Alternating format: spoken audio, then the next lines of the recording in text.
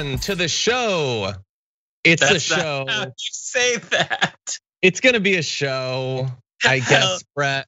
I'm sorry. I typically have to wait for my intro, but you're not. That's not how words do. Hello, everyone, to the show.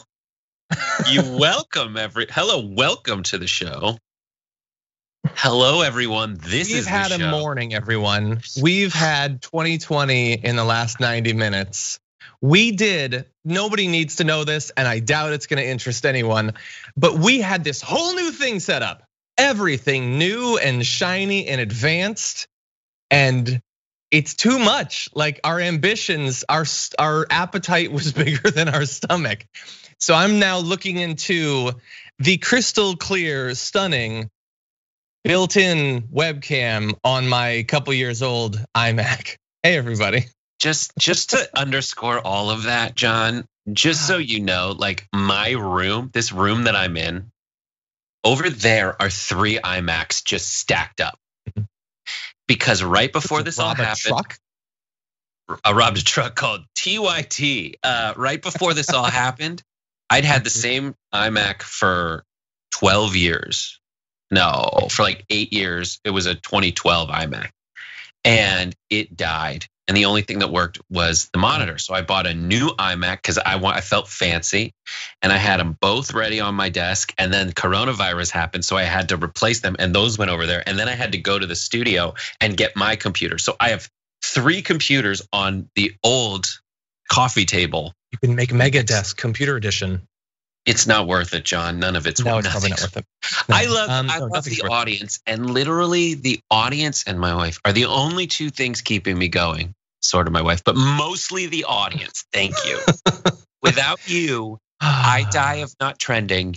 Yeah. It is over for me. I hate it. You're like a weird digital Tinkerbell. I've always said you're like a weird digital Tinkerbell. So somebody's like, GoFundMe for new iMac for Dragon Daddy. No. This is a stop. No, we're gonna get it right. Everything's gonna work. The worst part everything broke. YouTube broke. We don't even know why. John's predicament is he is surrounded by the materials needed. Like that's what makes it worse. I think. It's a lot of complex stuff, and people who work here are asked to just like meld everything together. No, I'm surrounded by cameras. There's cameras everywhere. I'm sitting on a camera, but right now it's iMac. And so what we're gonna do is we're gonna give you the iMac webcam of political morning shows today. So we're gonna be talking about the last day of the RNC. We're gonna be talking about Nancy Pelosi, Jim Gaffigan. We generally try to mash those 2 things together. And we're also, of course, going to be giving you our garbage people of the week. The first one, since I moved back into this abandoned and apparently falling apart studio. So that should be a lot of fun. We also have your community garbage person of the week. So that should be fun. Brett, should we do this thing? Yeah, I don't care. Okay, well, I'm gonna do it. Feel free to weigh in. If you start maybe throughout the show, I'll start to feel something. And if that happens, oh, you'll know. Okay, I'm gonna try to stimulate a feeling in you and in the audience. And if I do, please hit the like button, share the stream so that people can gaze upon the sort of washed over image of me and Brett's crystal clear video that he's getting from my camera. Thanks to John. I also just want someone to clip out, I will stimulate a feeling in you. Oh no. Okay, you know what? We're only a 1/6 of the way through the entire show, so why don't we do this thing? So all this week we've had the RNC, and it was all building to last night, where Donald Trump was going to take to the stage and accept the nomination of the Republican Party, which he did, although not without a little bit of a stumble. My fellow Americans, tonight with a heart full of gratitude and boundless optimism, I profoundly accept this nomination for President of the United States.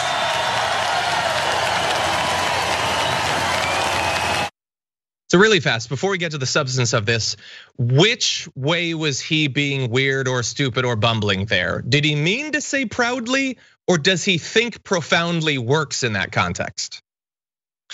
He's an idiot, and I've stopped with it all. It's so funny. I don't know. I want to give a hat tip to the folks over at The Daily Show who put together this mashup of Trump essentially saying that, and all these people at Fox News saying that, oh, it's such a huge accomplishment for Biden to be able to read off a prompter. Oh, wow, fancy that. Any idiot can read off a prompter. And then they went through and pulled all the times that Trump, the idiot, could not read off a prompter. Yeah, that was great. We thought about playing some of it, but we can only do so much Daily Show. What was it? It was 10, was it 20 times where he could not read a word off the prompter, which is fine, I guess. But they just got done attacking Biden for properly reading off of a prompter, but they don't mind him. And I don't know, I don't care, I guess, if he's bumbling and all of that, but they're still going with Biden is falling apart.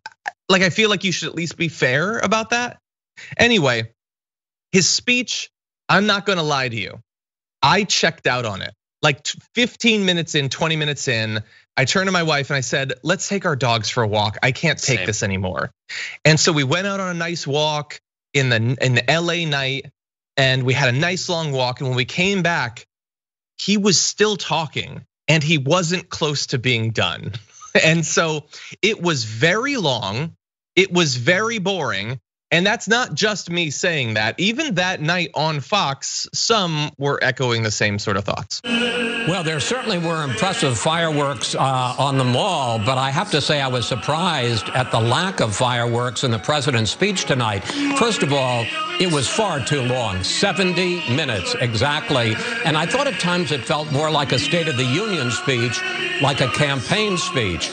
But I have to say, in his delivery, again, I thought the president, who we have seen really turn on a crowd, was surprisingly flat and it didn't seem to have the bite that he usually does have in his speech. Yeah, so I mean, I guess the thing is, if you have to choose between a whole bunch of crazy lies and fear mongering and racism and all of that versus him being boring, I guess hypothetically I prefer the boring. But the thing is, he was doing all of that lying. He was saying insane things, but he was saying it in this tone of voice, which I guess that's him trying to seem presidential or have gravitas, that you speak at this cadence. But the outdoor audience, it was so creepy. Like, we've all been to weddings that we have to go to, but we don't want to be there. We'd rather be home. Ouch. It's a destination wedding at like John's, and then I don't remember your wedding at all. It was good. I do remember it. Sorry, I have a terrible memory for events. Now I remember it. It was nice. Whatever. Thanks for the invite. You spoke at it, you monster. I did. I was having trouble. It was a really great venue. Let's talk about your wedding more, John. Let's have just go back to Trump. I was talking about Trump, and you're like, my wedding, I'm in love, idiot. Okay, so looking out at the audience throughout that, first thing we all think is like, wear a mask, you morons. Oh, we're gonna get to that. Don't worry. Right, but second, like, all of Trump made that speech because he wanted it to look impressive, and he wanted to essentially do something that violates the Hatch Act. That violates norms, that violates essentially the rule saying that you can't use the backdrop of the White House. It was designed to give you home field advantage. You should and everyone should do it at the convention. But it just felt empty.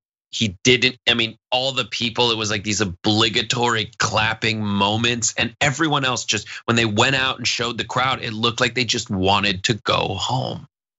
Yeah, there were. I mean, they did clap sometimes, and there were standing ovations. Like I think it's fair to say the biggest applause line, both for him and for Ivanka, was moving the embassy in Israel to Jerusalem. Like that seemed like the biggest genuine applause line that they had. It is Church of Trump. It is Tower of Babel. That's it, because look, it's just like church. You go there, they use this building to make it look impressive. You have to stand every so often, then you have to sit back down. This guy who is trying to appeal to evangelicals has turned himself into the Pope of the Catholic Church of Trump. Yeah, it was odd how restrained he was, how restrained the audience was with Ivanka, and Ivanka gave, like, I guess a more reasonable speech. I mean, she lied constantly, but she really, I guess Republicans will like it, but she built in so many pauses for applause, and she would get that like couple second delayed reluctant applause. And I'm like, this is your God's daughter.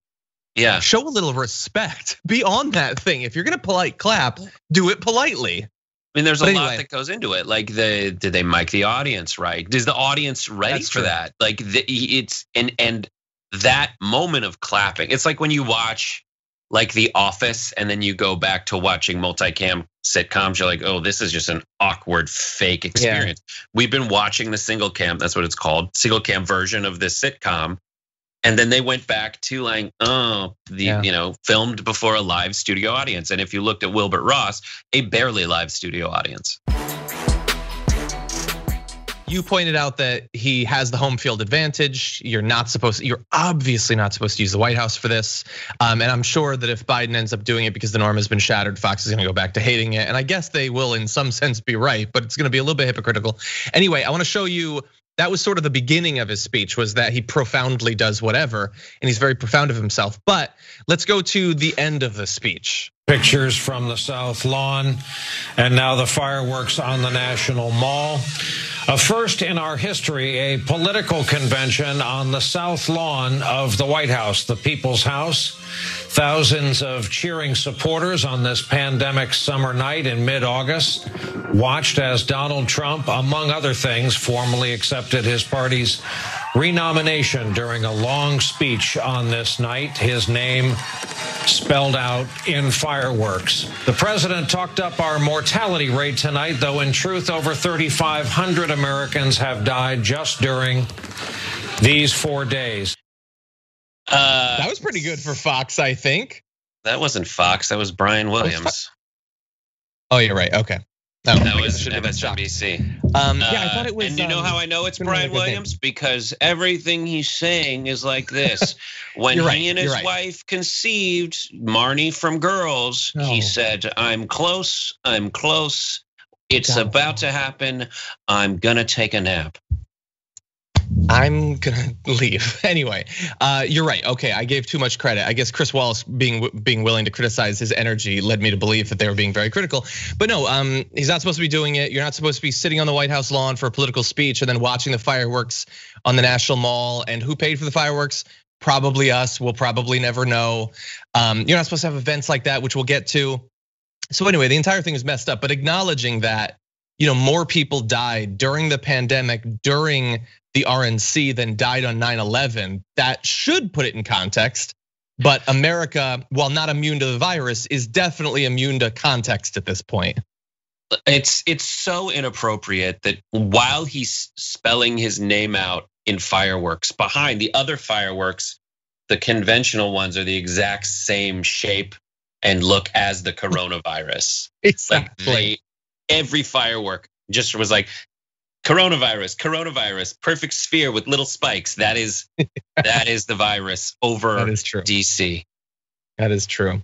Okay, so I do want to return to one point though, because maybe this is just me nitpicking. Maybe this is me misreading that he's trying to go for that tone thing, or this is a different Trump. He's mixing it up. He's being presidential. I don't know. But while the things he was saying were crazy, the way he was delivering them, I don't get the people, including sometimes Cenk, who I disagree with on this, that think that he sort of doesn't want to win or whatever. But when you see a video like last night, he just doesn't really seem to care too much. And so the recount put together a great mashup of bits of his speech in 2020 and his speech in 2016. They were doing it to show that he was saying the same things, which is true. He was saying basically the same lines. But I want to show you just a bit of their video. You can go watch the full thing on Twitter. That's not what I want you to focus on. I want you to focus on the comparison between how he delivers each set of lines. Protect free speech for all Americans. Protect free speech on college campuses. I am your voice. I am fighting for you. We will make America safe again. We will make America safer. We will make America proud again. We will make America prouder. And we will make America great again. And we will make America greater than ever before. God bless you and good night. I love I love you all. God bless you, and God bless America. Thank you very much.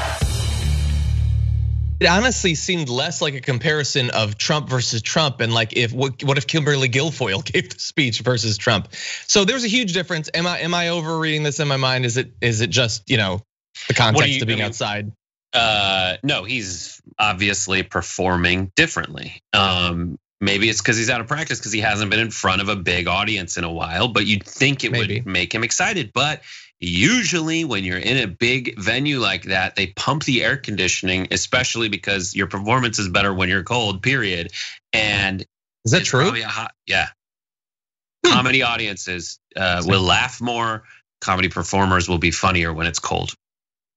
It's interesting. And all performances, you make it cold. If it's warm, they get tired and they fall asleep. Interesting. Yeah, it definitely seemed like a massive difference in energy. And I guess, look, to be fair, I hated the earlier stuff because he seemed like a raving maniac. So I guess I should prefer this. The issue is that the tone is a little bit different. The energy is a little bit different.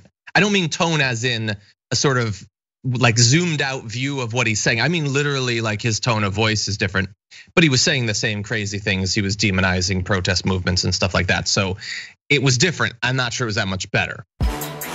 We need to talk about a relatively new show called the Republic, or UNFTR.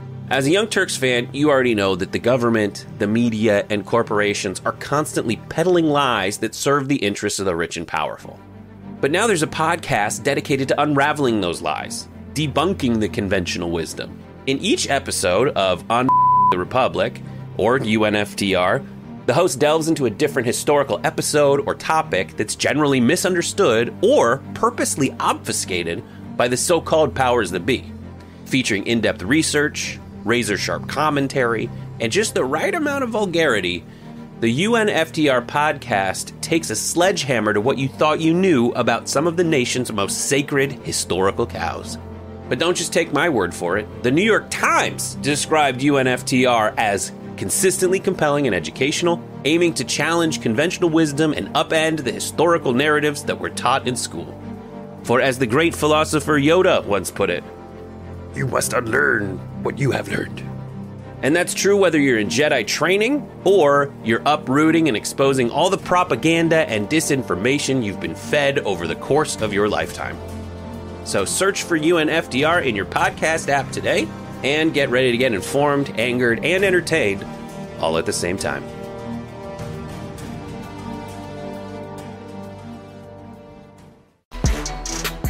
In terms of what Donald Trump actually said last night, normally what we would do in a situation like this is we'd go through all of the fact checks and everything. But one, I just don't have it in me right now. Two, I don't know that it actually matters. And three, Daniel Dale on CNN pretty much did the job for us. So here is just a little portion of his rapid fire fact checking of Donald Trump's speech last night. He said he will always, and Republicans will always, strongly protect people with pre-existing conditions. That pledge has already been broken. He and they have repeatedly tried to weaken those protections in Obamacare. He claimed again that he banned travel from China and Europe. No, he imposed partial restrictions with many exemptions. Tens of thousands of people continue traveling over. He boasted about the COVID testing system and about his general response. Look, experts near universally say the US was fatally slow in its response, especially slow in setting up adequate testing. He said that he ended what he called a NAFTA nightmare, and he signed a brand new US-Mexico-Canada agreement, the USMCA. That agreement preserves, maintains most of NAFTA. He boasted about building about 300 miles of border wall. What he didn't say is that most of that is a replacement barrier.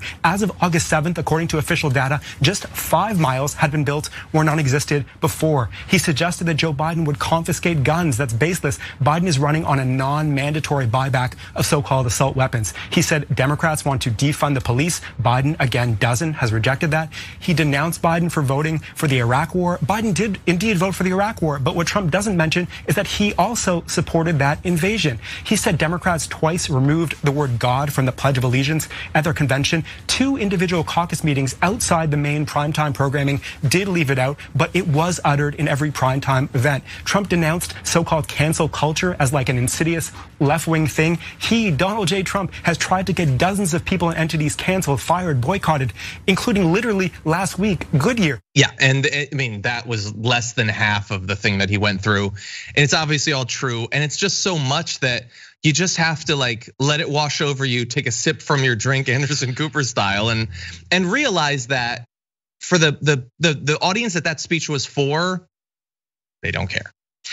So the takeaways from the convention are these: 1, lower ratings than the DNC. For all Trump's bragging about how great his ratings were, not as many people watched it. So he failed at that.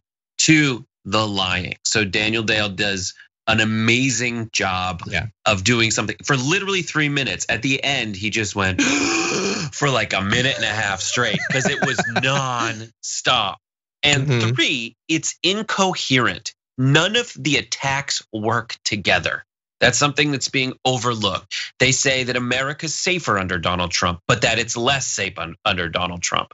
And every argument that they're making doesn't make any sense. They're saying that, the Democrats want to let everyone out of jail, but Donald Trump proudly did prison reform, which let everyone out of jail. Which is it? It doesn't make any sense. And it is our job to call them out for that. And it is your job as a voter to not let him get away with it. You're 100% right. And virtually every topic you could point to that's sort of what's going on, is that they want to have it both ways. And I know Emma made a great point about this, about criminal justice reform and Joe Biden last night on the coverage, where like you could totally attack both Biden and Kamala Harris for having a history of the sorts of actions that would make the people who are protesting in the streets really hesitant to get behind them and question whether they would actually do anything if they got into office. The issue is that Donald Trump doesn't actually want to connect all those dots because he doesn't want to seem supportive of the protest movements, because he's not. So he'll point out some of the things that they did while simultaneously saying that, but they do actually support the protest movement and they'll defund the police and all of that. But you shouldn't vote for him because he voted for the crime bill.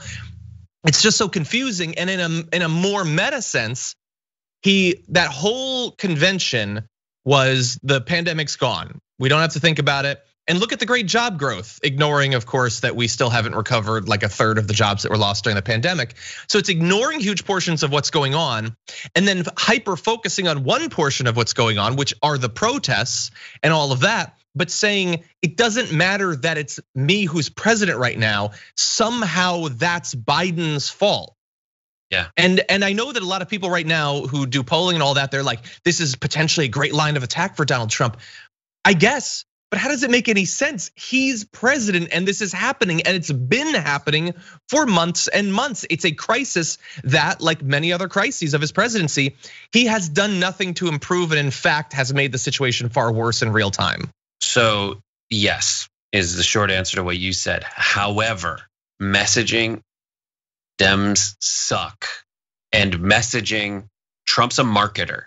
And so the policy doesn't play as it's being presented by Democrats. They're just not doing it. And an argument that you made and what it would take to make that argument against Trump or against Biden and Harris, as you suggest they could potentially do, is much more complicated than saying Joe Biden is a radical left wacko. And they just want to say that and say that and say that. And one thing that's been reinforced as the media landscape has changed, as Republicans have solidified their hold on their base through Fox and massive orchestrated social media campaigns and funded right-wing extremist blogospheres, for lack of a better term, they can say things until they're true.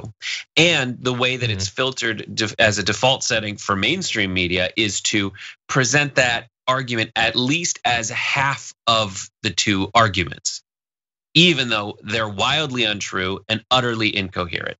And then what the Democrats need to do is find a way to message as concisely and effectively as Trump. Luckily, all the facts are on their side. Trump is unresponsive and doesn't take responsibility. He did not, and 180,000 people are dead. That is 90,000 Ebolas. That is 45,000 Benghazis. 45,000 Benghazis. Along the way, he was late on masks. He said we're doing too much testing. Those are things to cover up for him. But worse, let's look at his record. Let's look at Dr. Donald's medical record. His medical record is not just that, but it's disinfectant. It's ultraviolet light under your skin. We really need to amplify the voice of the demon semen doctor. Yeah. He is terrible at all of this. And what evidence can I point to? 180,000 people, Americans, are dead. And did this happen everywhere else in the world? No, this just happened here. You look at the EU per capita, it's like an eighth the infections that we have. It's way fewer deaths. He failed. And if he was in charge of Team America on an episode of The Apprentice, Donald Trump would be absolutely fired. Yeah. So let's 100%. do that. We gotta fire him. Yeah. And then they need to do the right messaging if we're gonna get to that. We are gonna launch back into a little bit of the speech, not of the speech itself, but of the situation in which it took place. A lot of people had a problem with it. The fact that there were 2,000 people in close quarters on the South Lawn there with no, seemingly very few of them with masks, no social distancing, ignoring all of the public health recommendations. I suspect that's going to get a lot of comment in the next few days. And it should, because it wasn't just that he gave a speech at the White House, it's that he had a crowd there. And I remember when Melania spoke and they had the crowd of what looked like 100 to 130 people or so. Doing that coverage with Ben Dixon, I said, Trump's definitely gonna want a crowd. Do you think they're gonna get like 200 people, 250 people? I never would have imagined that they would pack literally thousands of people into extremely close quarters with very few masks. A few, I was looking and I did see a few, but the vast majority not wearing masks. Now we're gonna have more on this, including the White House explanation for this. But Brett, did you predict a crowd of 2,000? No, I didn't. I mean, I don't know how big the South Lawn is. I thought he might give this speech from a pulpit in the White House. But someone was probably like, you might want to stay off of that because that's where Obama announced that he killed bin Laden. You might not want to do that. But yeah, I had no idea that they'd bring that many people in. I know. But now I can imagine what that process was like. Things like, yeah, where do we do it? And then on the back, him looking out and saying, we need 1,500 people. But it's not just that. It's he turned America into 1780s France, because the monarch on his way out has invited the nobility to the castle. He turned the White House, it's the people's house. It's supposed to be the people's house.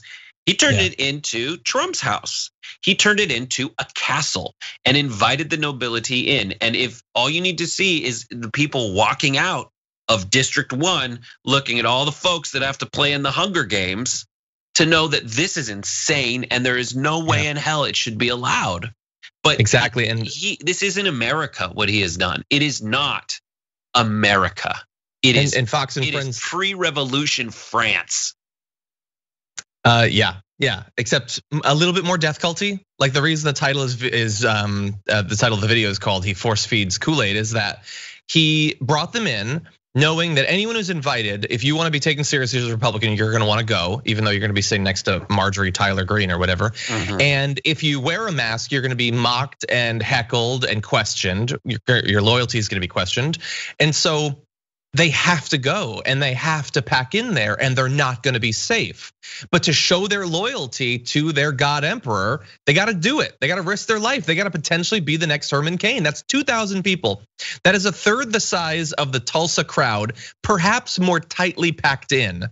And there might be more coronavirus floating around in America than there was back then. And so they potentially could get sick. In 2000, if there is coronavirus spreading there will be hospitalizations. And even if only 1%, if there's a 1% fatality rate or something like that, that'll be deaths potentially. And so Jim Acosta talked to the White House and said, why in this situation would you do this? And here's the explanation that they gave. We not only heard a lot of gaslighting tonight, we possibly saw and witnessed some super spreading from this event. And I talked to a senior White House official earlier this evening about all of these people, hundreds of people sitting side by side in the audience, not wearing masks. And the senior White House official brushed off these concerns about the lack of social distancing at the president's speech tonight, saying, quote, and get this quote might blow you away. Everybody is going to catch this thing eventually. Those are the words coming from a senior White House official about the concerns being raised about this being a possible super spreader event tonight. It reminds me of what a White House coronavirus task force told me one time about the president's grasp of this pandemic. He simply doesn't get it. Yeah. So you're worried that people might get it. Oh, so no, our explanation is everyone's gonna get it, literally everyone. So when I say and have said that they've given up, it is like the official position. No, just everybody's gonna get it. And really fast, how many times have I criticized him for his just let it wash over us thing? Let's do the herd immunity, even though now he says that other people wanted to do herd, to go herd, not him. No, they're going herd. That was a herd of Republicans that you just saw, and they said, yeah, of course they're gonna get coronavirus, and of course they're gonna be more Herman Cains. That is the plan at this point. Right. Look at that massive crowd of people risking their life. Yeah, it's so stupid, and they're all old. And then, and the herd immunity, the herd is a great term for it, because then the White House gates that they walk through to get in there are like the Temple Grandin system to guide cattle to the slaughter. Like that is what we just experienced. And it's about leadership, and it's about taking responsibility. Trump was unresponsive and he is irresponsible, and that is absolutely it. He was unresponsive, and we need to hold him responsible for his failures. I agree. I just want to show one more clip because a lot of people were responding in real time to the fact that they decided to, they didn't even test people. How could you not test people? They have unlimited 30-minute tests on hand if they want it. And they just aren't doing it. They're choosing not to. It's madness. But here is Dr. Sanjay Gupta as we were finding out about this. Well, what I thought of, and I've just been covering this for so many months now, is that the history books will be written about this chapter in our lives at some point, and it will show events like that and say that in the middle of a pandemic, at a time when the country decided to shut down, when there were 5,000 roughly people were infected, and at a time when there were more than 5 million infected, we started having events like that again. I mean, it's really frustrating. It's mind-boggling, and I think it shows that there's certain segments of the population still have not learned or are not paying attention to what this virus is. That's a real problem. There will be people who became infected as a result of that event last night, and there'll be people who will spread it and possibly require hospitalization, may even die. You don't want this virus, okay? The more that we're learning about it, even in people who have minimal symptoms, there's a percentage of people who become long haulers. They have symptoms for months afterwards, and maybe it becomes something that they live with. We don't know. Yeah, I was just reading recently about some sort of weird cognitive issues that are cropping up like seemingly months after some people have been infected. It's still causing problems, let alone all the problems of your other internal organs that we've already known. But no, it's just, hey, whatever, this is the Kool-Aid. You drink it, maybe you have heart problems for the rest of your life. Just drink it, just chug it down. Everybody's got to. Well, it's an admission of failure. He admitted it, that's it. Done, finished. Everyone else fought against it. All the smart people fought against it. Everybody else who wanted to do something because they cared about human lives fought against it. And other countries won, man, and we lost. Why? Because of Trump's actions, straight up. 180,000 people are dead, and he is not trying to win anymore. And like this weird, terrible fact of the matter of living in Trump's America is he convinces people to give up. Like he convinces people to stop fighting because he's such a bratty loser baby. And that's it. Think about it. We need to take these moments where we like open the door and walk outside and of our little bubbles, and the light blinds us because, and I compared it to a fart smell. We're just in the room with the fart smell for so long we stop smelling it. But we need to step outside, come back in, and breathe and go, oh my God, he failed us so miserably that he just keeps farting. And now we're like at that part where we just kind of accept it. No, we need to take him out and bring a whole bunch of air freshener back in that place till it goes away. Exactly. Take him out in the metaphor of the fart room. Yes. Jim Gaffigan has long been one of my favorite comedians. His Netflix shows I've watched 1,000 times each. But generally his comedy is not, it's not Dave Chappelle or Chris Rock. It's not highly political, tapped into what's going on socially. It's awesome observations about food and commercials and travel and stuff like that. But that ended last night. He apparently reached his limit and he began a tweet storm. I'm only gonna read you a few, but there's many. And I'm gonna try not to swear because these were littered with F-bombs. Hopefully they've all been censored. Let's find out together. Trump derangement syndrome is part of the con. Wake up. You know Fox News is biased and full of loons. It's how they gaslight and silence criticism. Do you think any of those congressional Republicans really believe in Trump, or do they fear him and don't want to end up like Flake? Please don't buy that socialist crap either. Obviously, that's okay. You can say that, yeah. Obviously, Obama wasn't a socialist. This is all lies to scare you and you know it. Biden is not radical. Are you serious? Heading to bed, but remember, if you want to sound crazy, please tell me about the deep state. To sound stupid, please be against cancel culture, but then accuse anyone with an opinion of virtue signaling. Trump derangement syndrome is meant to distract from the con of Don. I don't give an F if anyone thinks this is virtue signaling or whatever. We need to wake up. We need to call Trump the con man and thief that he is. And there was a lot more, but I like finally seeing people push to the point where they have to say something. And he was pretty far away from political commentary, at least in his stand-up. I liked it. I know he's getting criticized this morning, but I love it. Yeah. What do you think? I love Jim Gaffigan, and there's things people do know about Jim Gaffigan. It's not just that he is apolitical; it's that Jim Gaffigan is also religious. Like, he's a religious guy. He's a man of faith. He's a Catholic. He definitely brings that into the content that he's created. I mean, he is like the whole, in terms of his popularity, he is like the wholesome comedian who made it huge. And that's what I like about Jim Gaffigan. He's the hot pocket. Like, his joke and the voice are about. He's like, I don't even like. I've just been starting to go to the supermarket and throw avocados away there. That's good. That's like good. It's like it's just not worth bringing it home, so I'll throw it away later. That's a great point. Yeah. And, no, it's a lot about food. Yeah, and just from a comedian's perspective, like the way that Jim Gaffigan tells his jokes is very slow. It's like little bits where he's just a little funny here, a little funny there, and just like gets you off balance. It is not like a rant-based comedian. No, it's not like that. It's not just observational, but like it's not like Dennis Leary where it's like, can you believe these jelly donuts? Like, it is, yeah. I just, avocados, hot pockets. Mm-hmm. And his way of, he typically like summarizes for you as an aside what the audience is probably thinking, like, oh, he's lost it now. But he does that voice that way. It is the opposite of what you see here. So when Jim Gaffigan, the typically reserved comedian, comes out and does stuff like this, I mean, it is a huge moment for him, and he is a very popular comedian.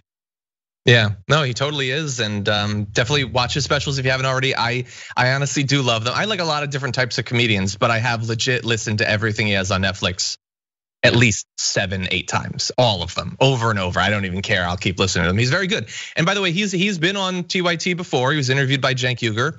So feel free to tweet him to come on TDR. That'd be pretty cool. I love him. We can talk about politics. He, like, a lot of his tweets were trying to get through to Trump voters, like, he lies constantly and you don't care. And he talks about how he says, I know you hate snobs and elites, I get it, but look at Ivana and that D-bag Jared. You think they're on your side? Do you think they've ever done a real day's work in their lives? Wake up. These are just true. Like you say that you hate cancel culture. Trump tries to cancel everyone. You say you hate the elites. You pick the biggest elite. And like these are things that obviously we've talked about over the years, but I like seeing more and more people being vocal about it. And I know it's a different topic, but when like the NBA and all those other leagues were starting to do their boycotts and everything, yesterday on the coverage of it, I pointed out a tweet by The Rock where The Rock is delaying something, and he was talking about the shooting of Jacob Blake because. And the reason it stood out to me is because The Rock never talks about this stuff. He doesn't delve into politics literally at all. He's very brand safe and everything.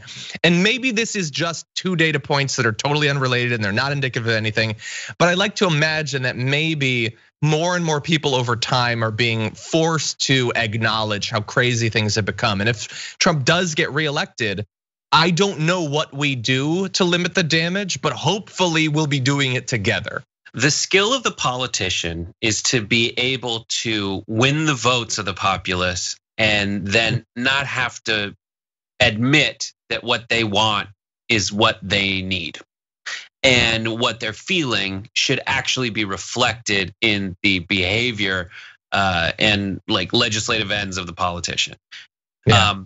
And that translates to just general topics and public opinion. Like, the Republicans want you to think that things like the NBA strike is unpopular, that athletes protesting is unpopular, that Nike standing up just for the general idea that there is some systemic racism, there is some form of systemic racism in America, and embracing a concept like Black Lives Matter.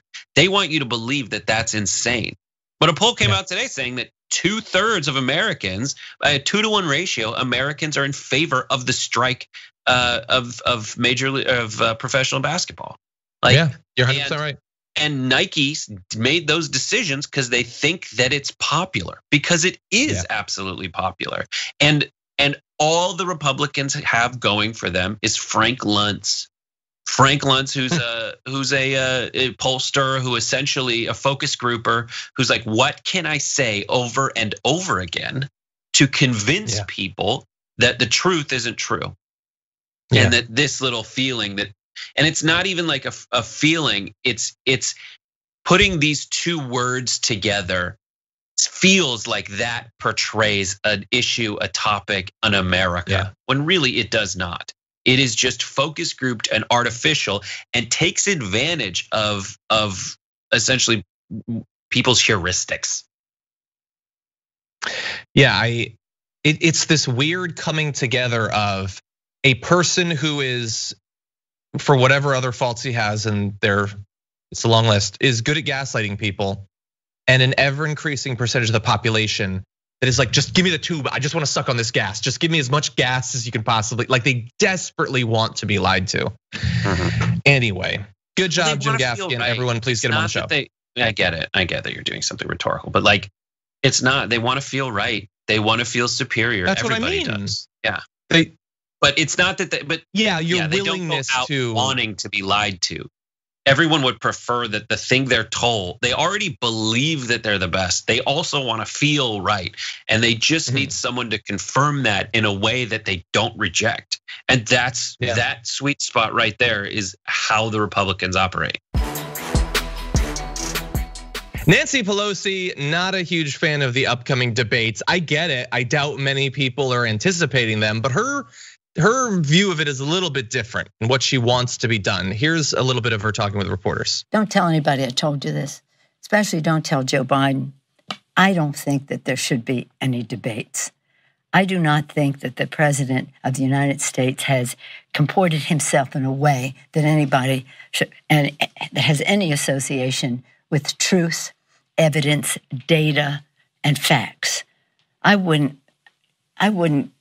legitimize a conversation with him, nor a debate in terms of the presidency of the United States.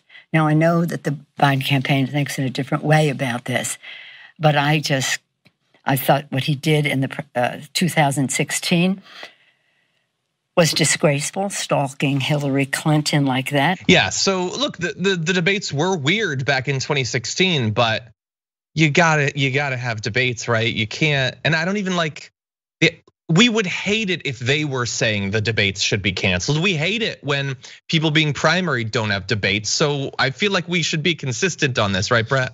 So in politics, if you're leading, you don't want to debate anyone because debates give your challenger more opportunities to present themselves in a positive way relative to you. You don't want to give him that real estate. So that is an overarching strategy, tale as old as time. That moment where Nancy Pelosi takes the lectern and essentially says, between you and me, she's prepared this burn. That is a place for an awesome burn.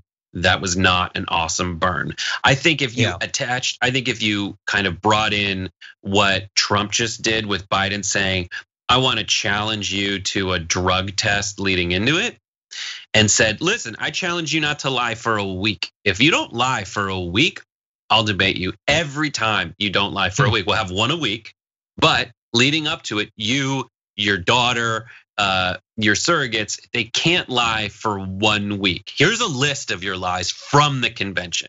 And then play things like Trump against all odds brought the North Koreans to the table. They always wanted to meet with us. All the things that Daniel Dale listed, all the lies like Joe Biden wants to defund the police, straight up lie, like explicitly a lie. Go through all of it. The tax cuts put tens of thousands of dollars in middle income families' pockets. No, they didn't. Veterans Choice. He signed the Veterans Choice Act.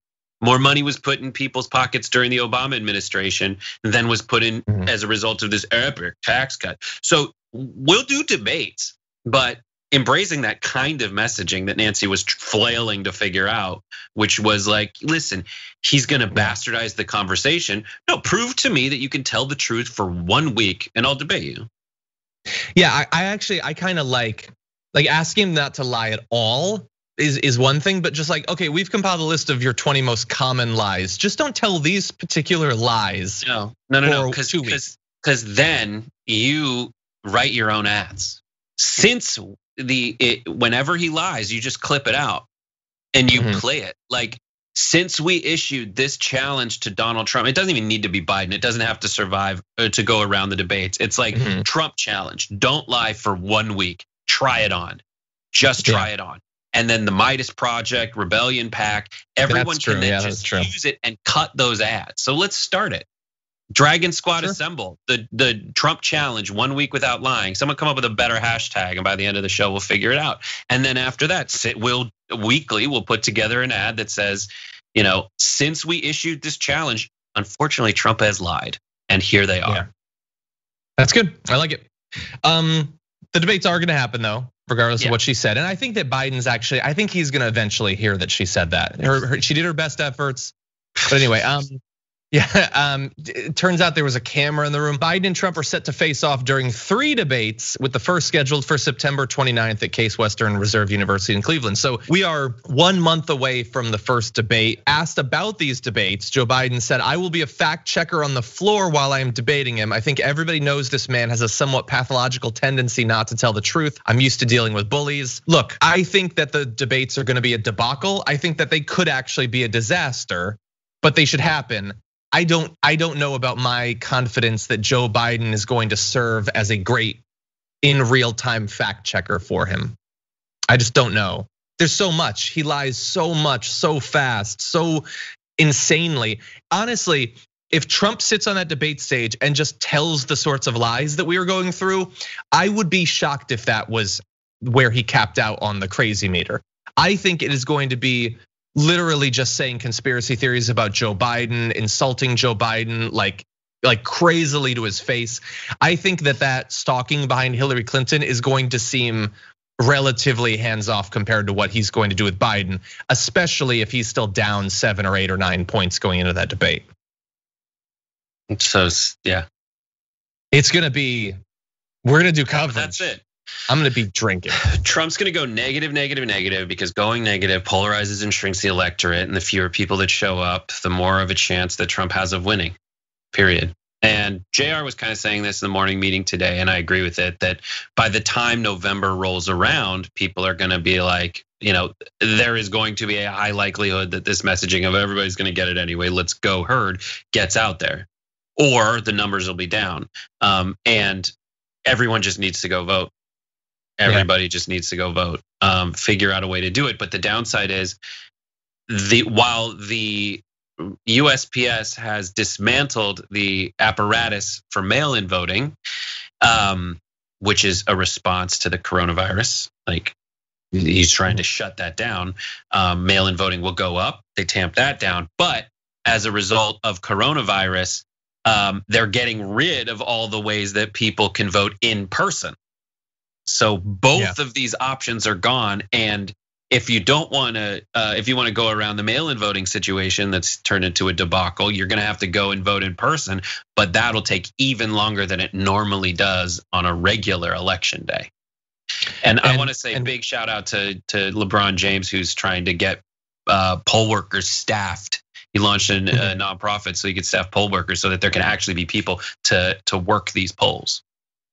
Yeah, and I saw part of the negotiations that went on to end the strike in the NBA was they're going to be turning the stadiums into places people can go vote. I don't know how quickly they can turn that around, but that's the idea anyway. It's the end of the week, and so it's time to take out the trash.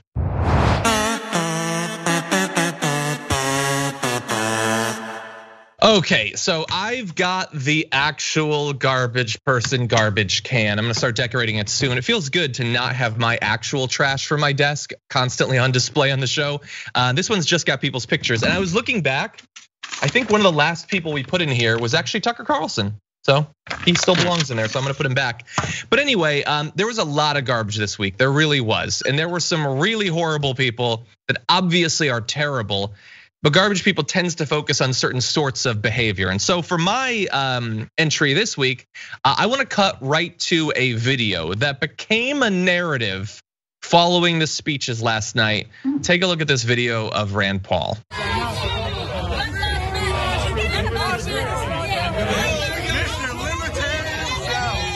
We have Rand Paul here in downtown Washington, D.C., just getting out of the Republican event at the White House with Trump accepting the nomination for the Republican Party for the 2020 election.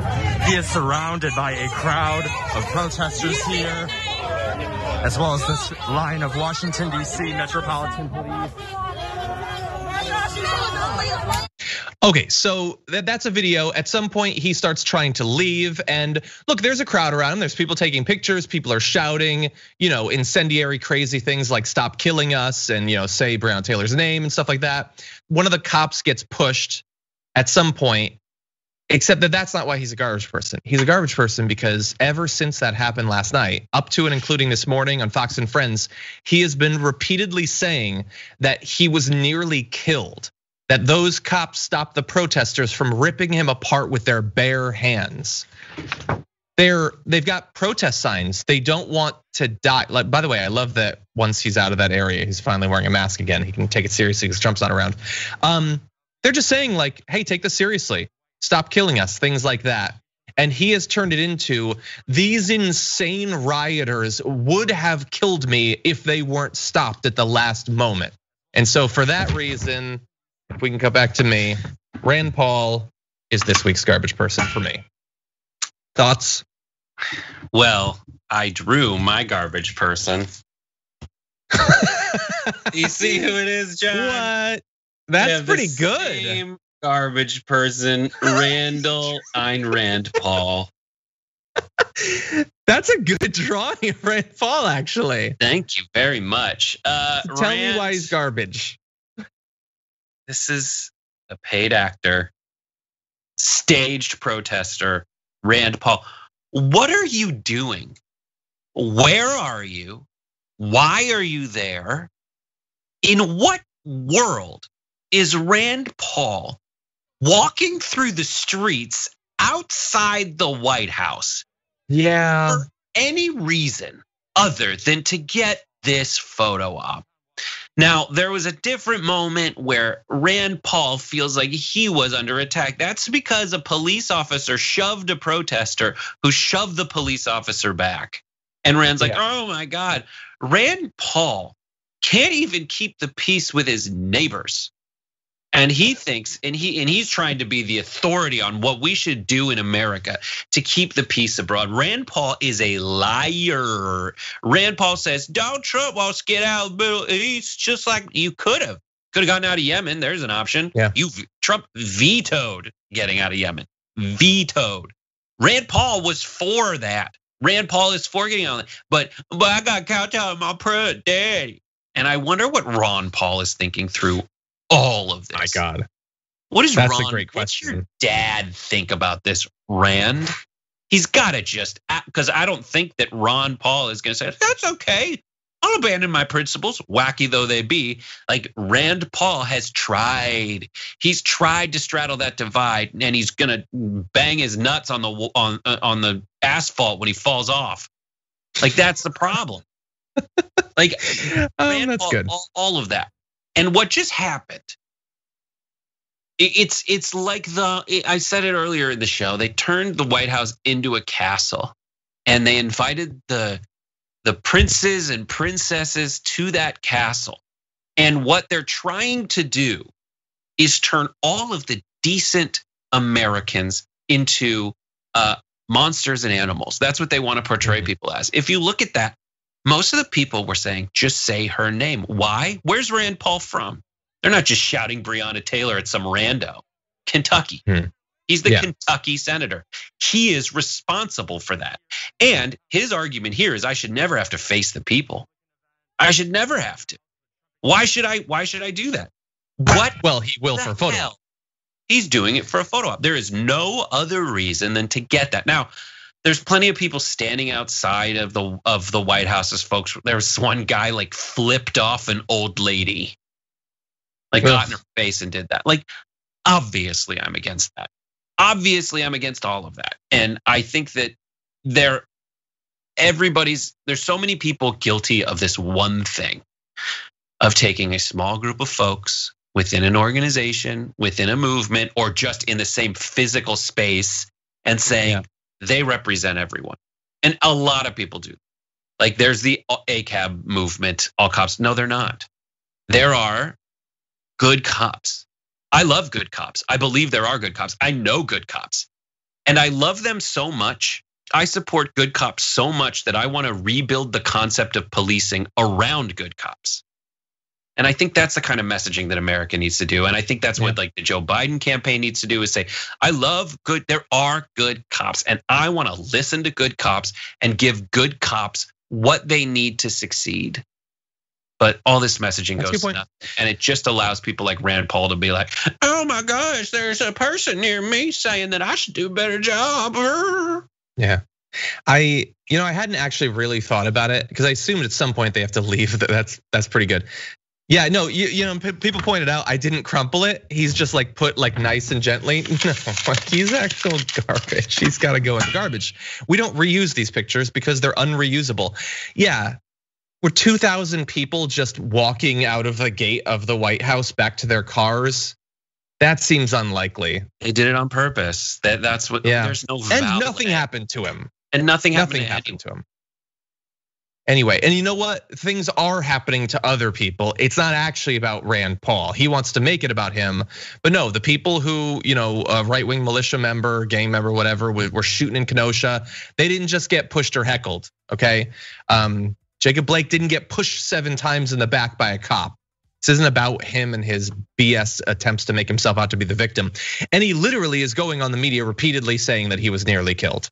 Unfortunately, there was video. Not that it matters, Fox isn't gonna show it. Anyway, we have overlapped on our garbage person, which almost never happens. Almost never. I don't think it's ever happened. Really interesting. Yeah, it had to be him. But anyway, that was after most of the votes for the TDR community garbage person came in. So with 18,000 votes, the community has voted for right-wing media for defending the Kenosha killer, got 74% of the vote this week. So right-wing media, particularly Tucker Carlson, I'm assuming, absolute garbage for explaining that he effectively had to do it. The 17-year-old had to illegally get a gun, drive across state lines, and murder a few people. I don't want to get myself totally back into that headspace. We talked about it a lot on the show yesterday and the day before, but they're defending people who are trying to hunt us down and kill us. And we're supposed to, like, it's a civil society that we have. We're supposed to be just talking about the facts or something. They support people hunting us down the streets and killing us. They made excuses for the guy sending pipe bombs to newsrooms. It never ends. Anyway, coming in second, the RNC for not even bothering to choose a platform got 12%. That's funny. Kimberly Guilfoyle for hurting everyone's ears got 8% of the vote. And Jerry Falwell Jr. for being a massive hypocrite got 6% of the vote. That is this week's garbage people. I do want to say that we ask and you shall receive. Here is some, I don't know if we can see it. I can't, what is it? God. Hang on, give me a second. It's some fan art. Oh God, I hate wife. I don't know how to use your phone. You just throw her phone. I tried to change it. Mine goes down up from the bottom. Oh, from down the top. You send it to us. We'll tweet it out. Okay, no, we'll get it. It'll be. I'm just gotta turn down the intensity. Oh, who did that so fast? I don't know. I'm afraid to touch the phone again. She was a Tinkerbell. Osborne. Osborne, just a black and white drawing, and that's me in my TYT hat. I like it. Now, everyone in the audience, that can be your nightmare tonight. Okay, Brett, thank you as always for joining us. I'm going to be joining you later on today on Common Room, so everyone should definitely check that out on Twitch. You got a happy half hour this week? Happy half hour this week. Phil Iskov, the creator of Sleepy Hollow on Fox, and writer on that Chicago Fire show, canceled. So it's my wife. Oh my God. Okay. Well, thanks. Because Phil can eat it. Okay. Well, I will talk to you later on. Thank you, Brett. Bye. Joining us once again on the show today, candidate in Texas's 31st district, Donna, Imam. Welcome back to the Damage Report. Thank you so much, John. Really good to be back. It's good to have you back, and it's been a pretty big couple of months. The last time you were on the show back in, I think it was around the middle of June, you were facing your runoff, and that has since happened, and you succeeded. So congratulations on the result there. Well, thank you so much. Like I said, no one believed we would be here, but in this entire primary process, we beat out 11 other candidates. And in the runoff, we beat our runoff opponent, not just by a little bit, 13 points, okay? So the district has made it very clear. And the cool part is, in the runoff, we had 257% turnout. Not 5%, not 10%, 257% turnout.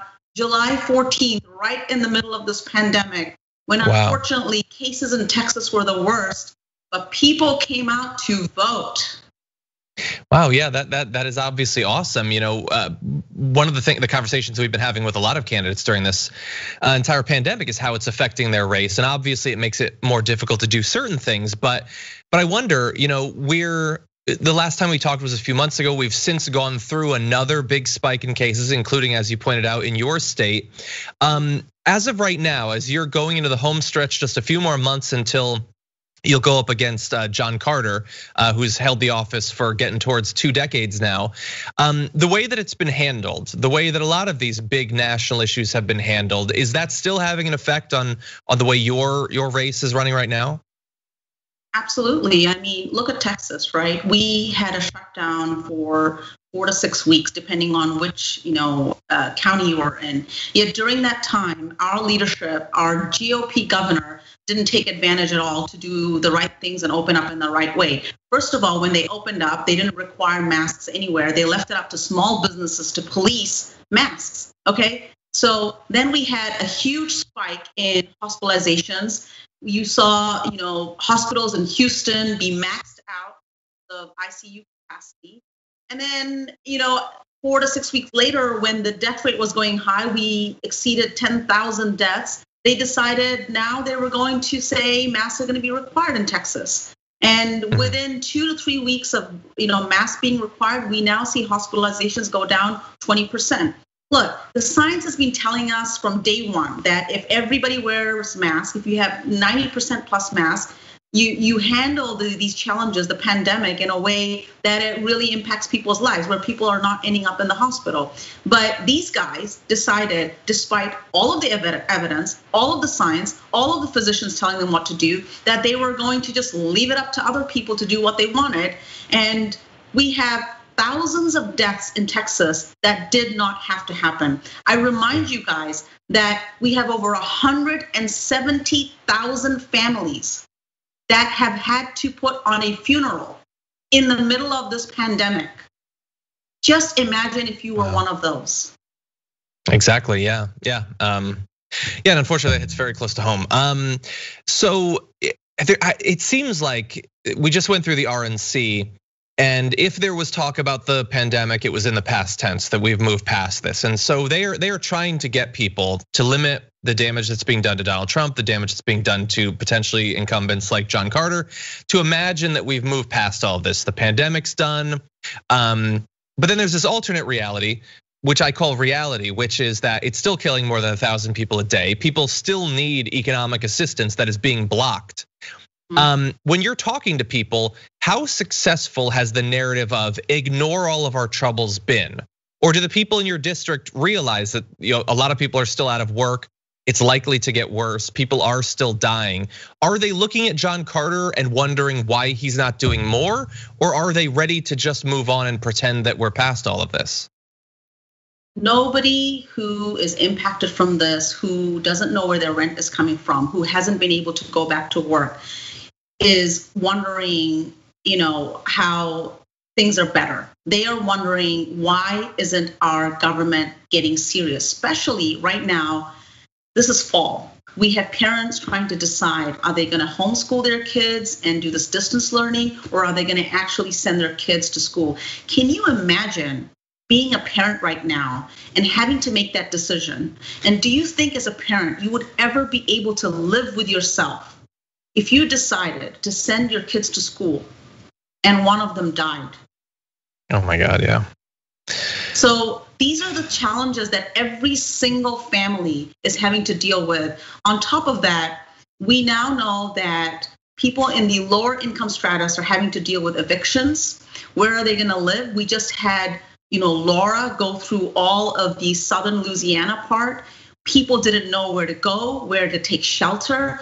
It's almost as if the GOP is looking at all of this and saying, just don't show this on camera. Just don't show this in mass media and everything will be okay. They're not realizing the impact day to day that people are dealing with. These are major challenges for both people in my district and across the United States.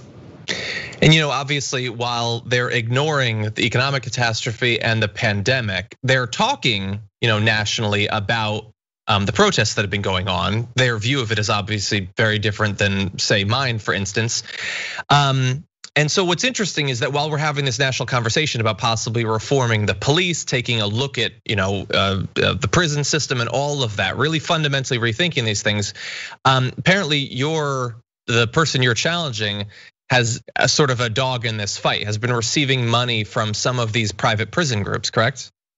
Yeah, so John Carter, who is my opponent and who has been in this position of representing Texas's 31st district for 9 terms, has taken money from the GEO Group and Core Civic. Now, Core Civic actually owns a detention center, an ICE detention center in my district in Taylor, Texas. We're talking about a women's detention center where there are allegations of sexual abuse and abuse of all kinds. He took money from both Core Civic and parent companies like GEO Group, and they just got, wait for this, a 10-year contract, renewed contract.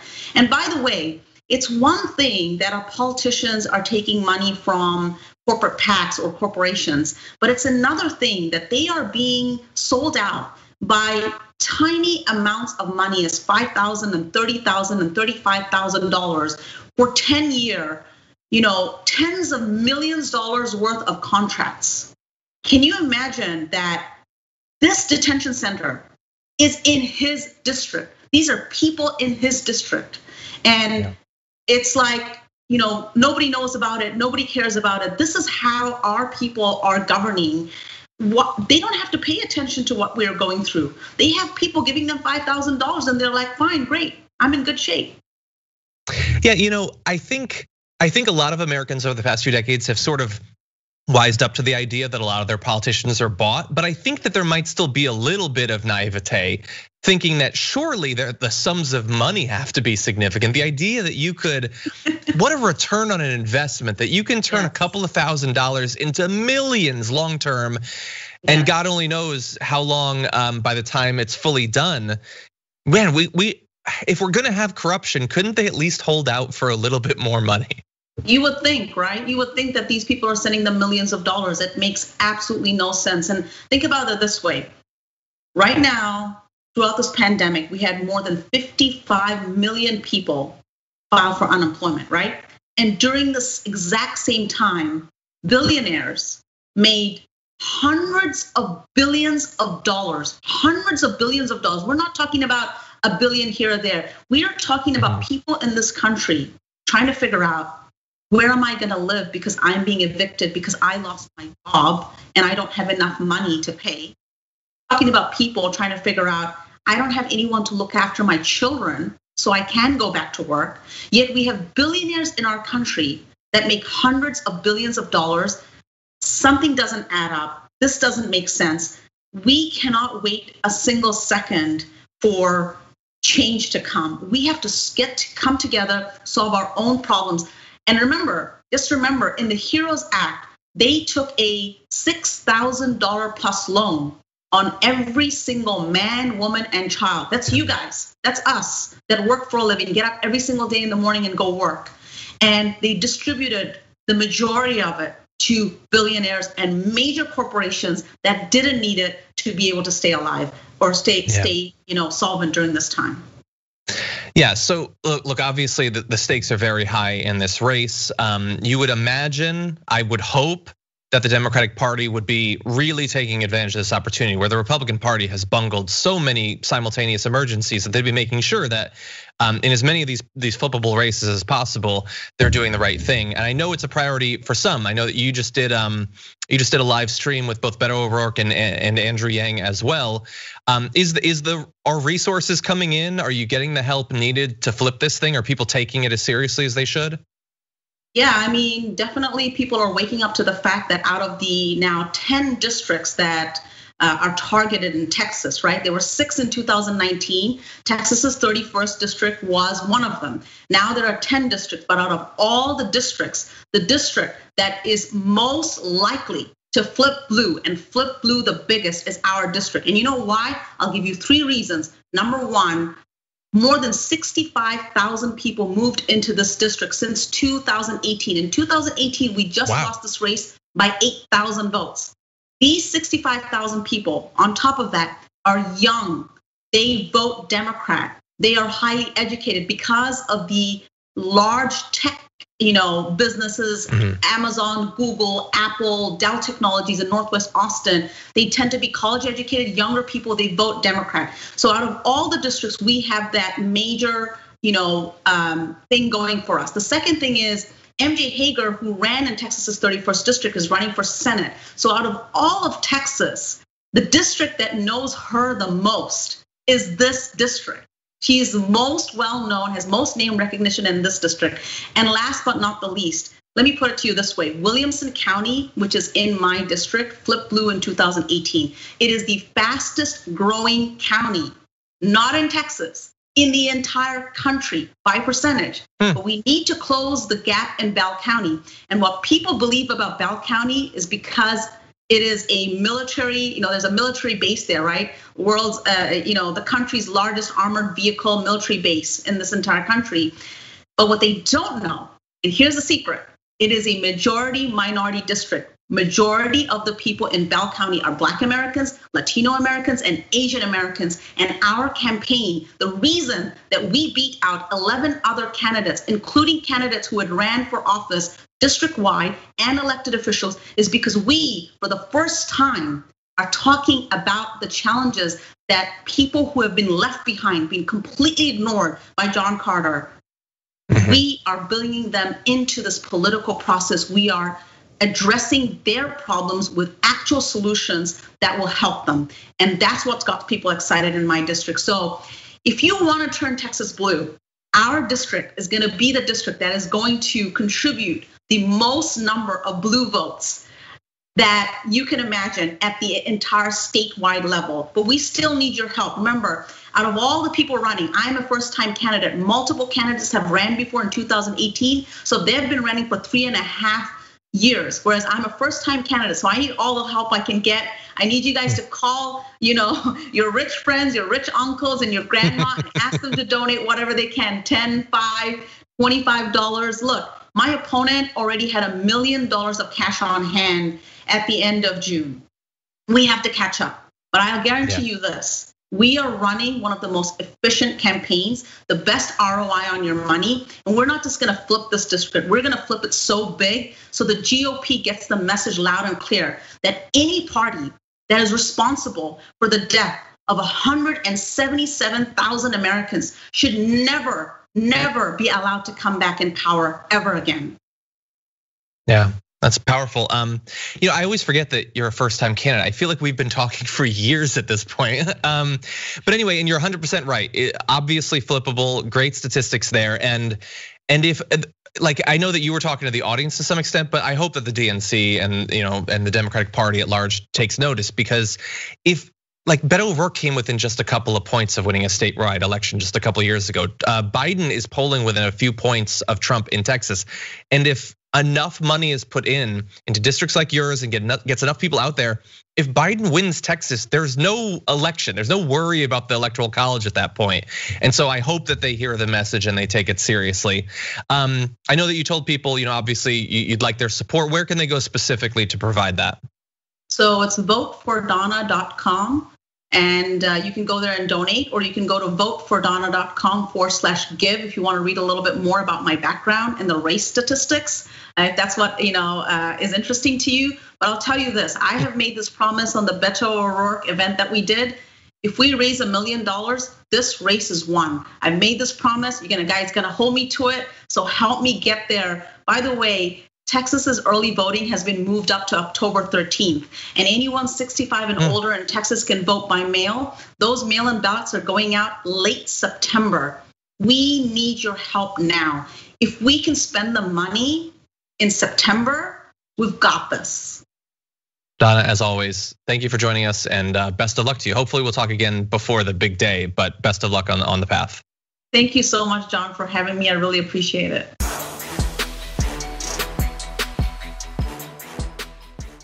Thanks for listening to the full episode of The Damage Report. Support our work, listen ad-free, access members-only bonus content, and more by subscribing to Apple Podcasts at apple.co/TYT. I'm your host, John Adarola. I'll see you soon.